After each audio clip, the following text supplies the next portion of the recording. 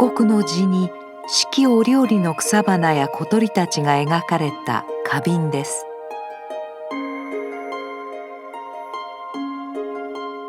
金属の素地の上にガラス質の釉薬を使って彩色した七宝の最高峰です。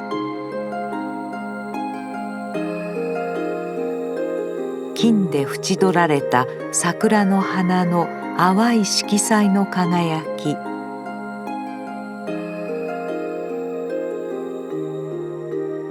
異なる緑の繊細なグラデーションにより浮き上がっているようなもみじの立体感、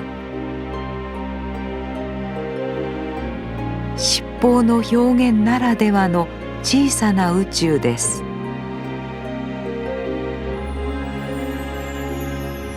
再現不可能と言われるこの名品を作ったのは並河靖之。七宝技法の開発に取り組み、独自の表現を作り上げました。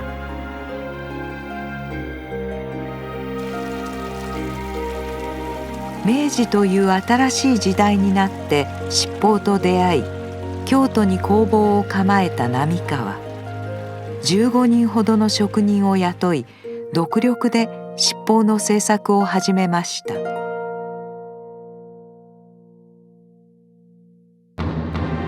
七宝は古代エジプトで誕生し、日本には8世紀頃に伝わった技法ですが、刀の鐔の装飾など使われ方も限られていました。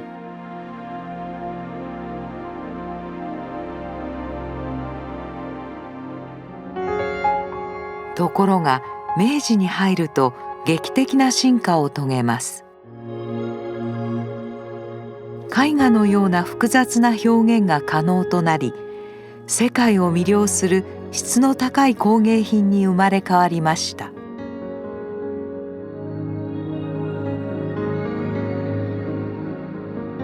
その立役者の一人が並河です。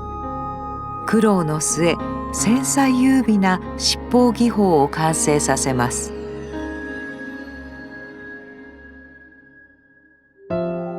七宝は陶器のような土ではなく、銅などの金属の素地を使います。そこにまず下絵を描きます。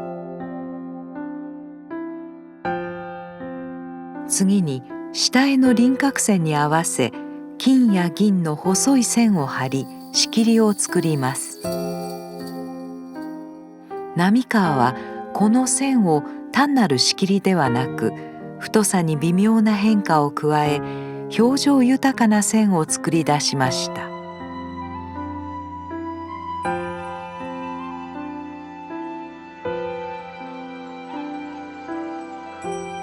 線で仕切られた中には、粉状に砕いたガラス質の釉薬をさしていきます。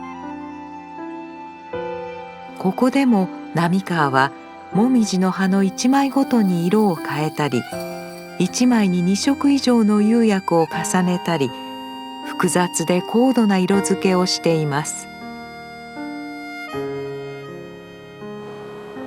釉薬を差し終えると、表面を透明な釉薬で保護して高温で焼き上げます。最後に滑らかに磨き上げると完成です。金属線の太さや釉薬の調合を微妙に変えるなど、並河は他には真似のできない独自の七宝表現を作り上げたのです。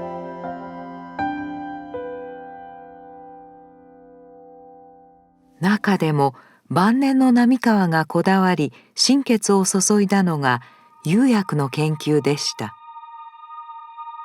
自分が思い描く微妙な色を出すにはどうすればよいのか、試行錯誤を繰り返しています。これは並河が作った緑の釉薬のテストピース。濃い緑から薄い緑まで15色ありました。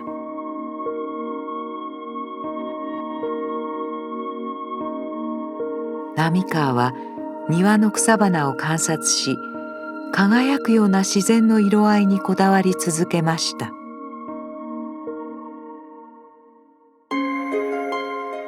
釉薬作りでの大きな功績は、七宝では最も困難とされる黒の開発に成功したことでした。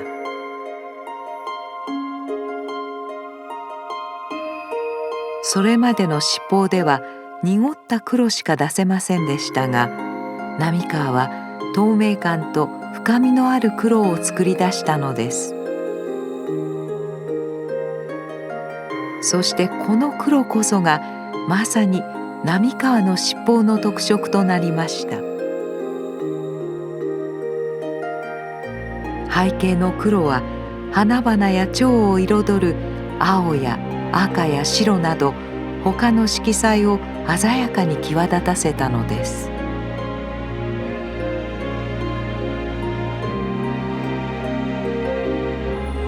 並河の黒は海外でも高く評価され、1900年のパリ万博で金賞を受賞します。